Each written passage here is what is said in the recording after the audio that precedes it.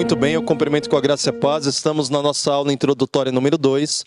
Na primeira aula nós vimos o alcance da obra da colportagem, e é um alcance extraordinário, um alcance que definitivamente transforma a vida de pessoas, tanto do ponto de vista da educação, quanto do ponto de vista da redenção, que, de acordo com o material inspirado, é uma mesma obra. Deus pretende educar pessoas para o reino dos céus. Deus pretende preparar um povo através, em grande medida, das páginas impressas, para que sejam preparados para a volta de Cristo. E nessa segunda aula, nós veremos o que é necessário para ser um colportor. Nas atividades desse mundo, tudo exige um mínimo de preparo. Desde as profissões mais simples até as profissões mais elaboradas e complexas, é necessário um mínimo de conhecimento técnico. E a colportagem não é diferente. Entretanto, embora existam aspectos técnicos, nós veremos nessa segunda aula que, além dos elementos técnicos, em termos de saber como se portar, saber entrar, saber sair, saber falar e saber escutar, existem também aspectos espirituais.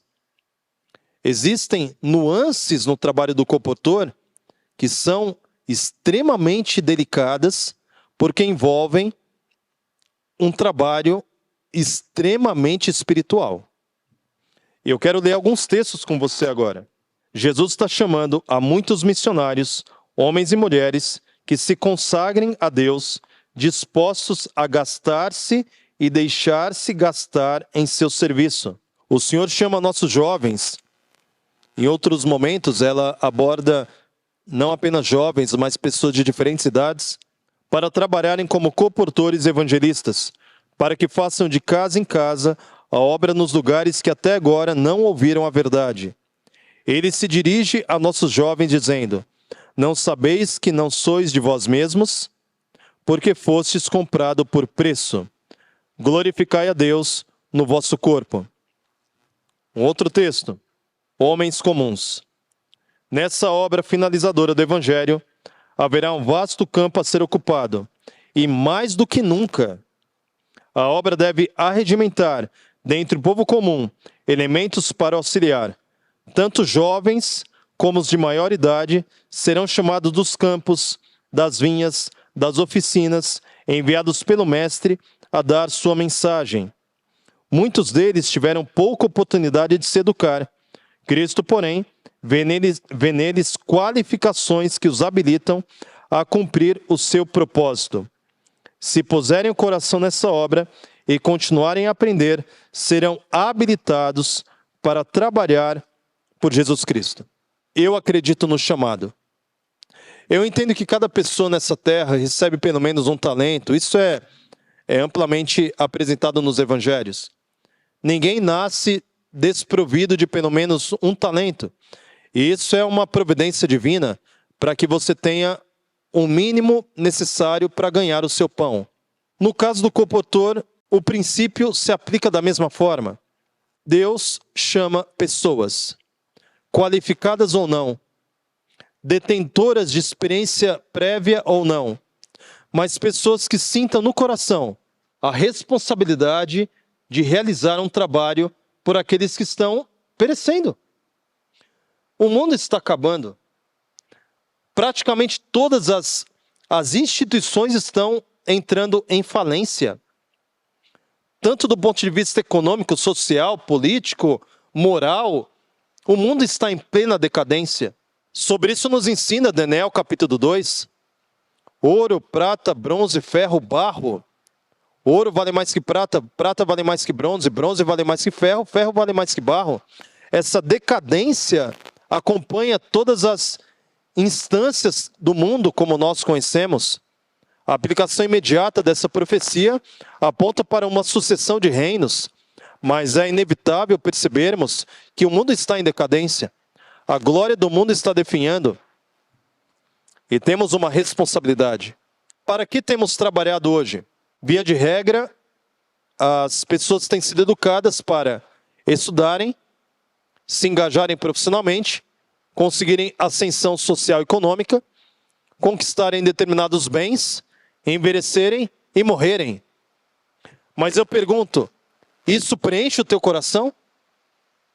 Essa linha de perspectiva meramente secular preenche os teus anseios?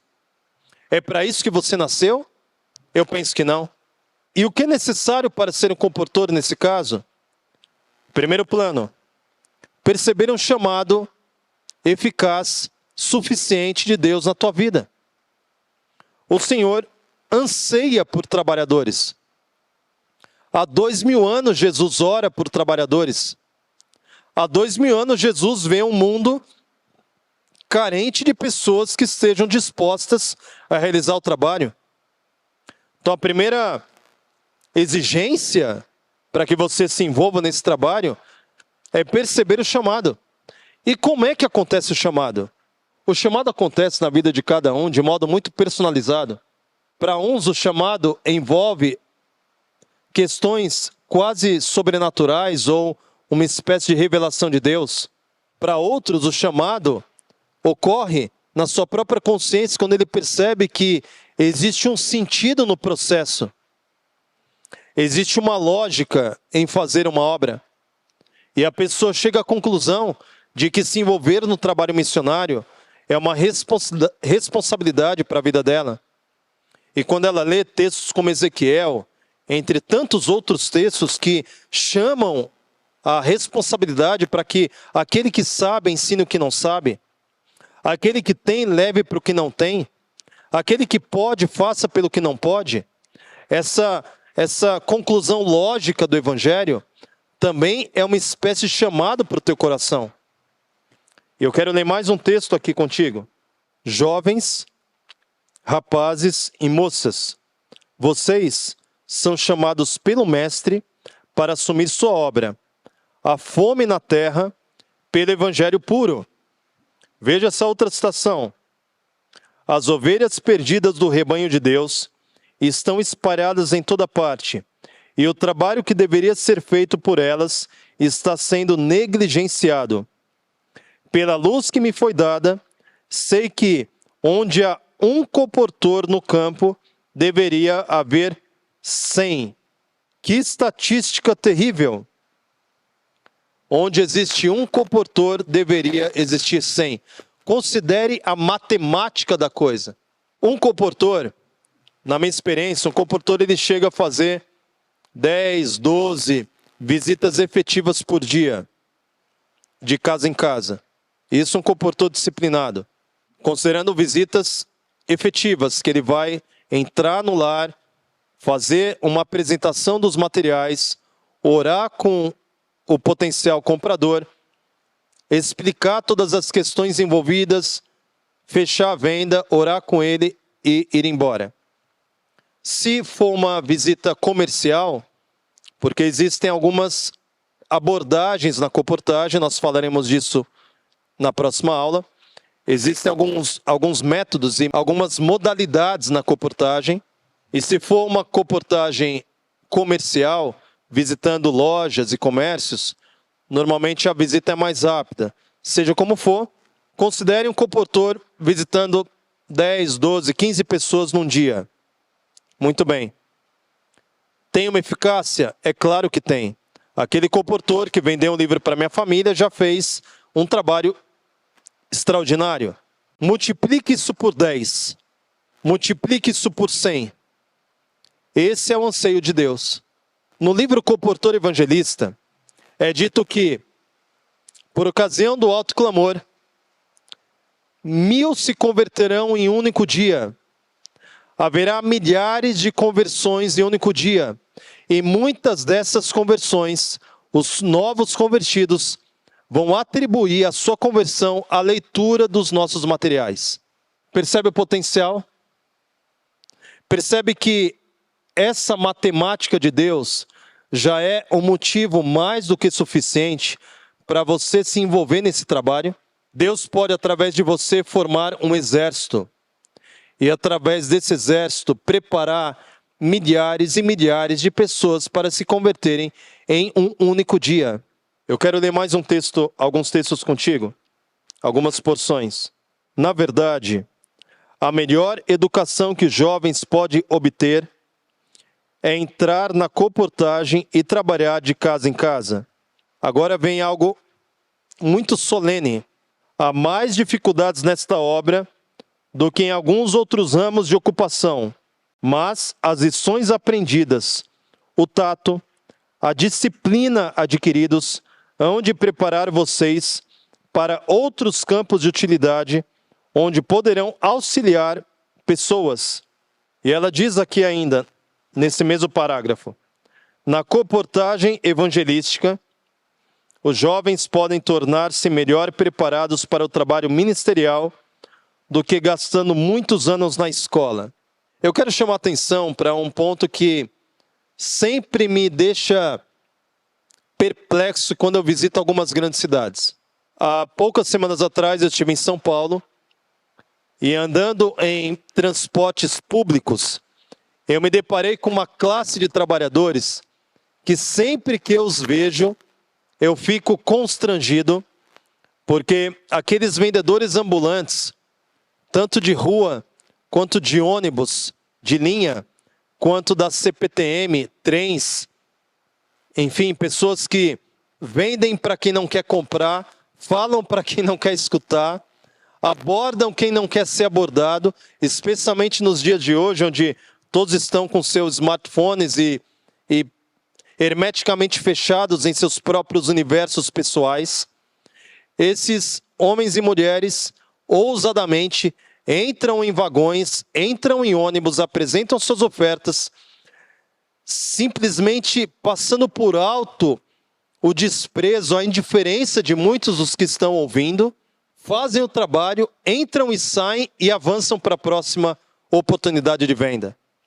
A atitude desses homens e mulheres eu vejo como um paradigma para um coportor. Estes vendedores estão vendendo balas, chocolates e doces, acessórios para celulares e coisas afins, vendendo coisas que vão tão somente atender necessidades temporais, necessidades imediatas.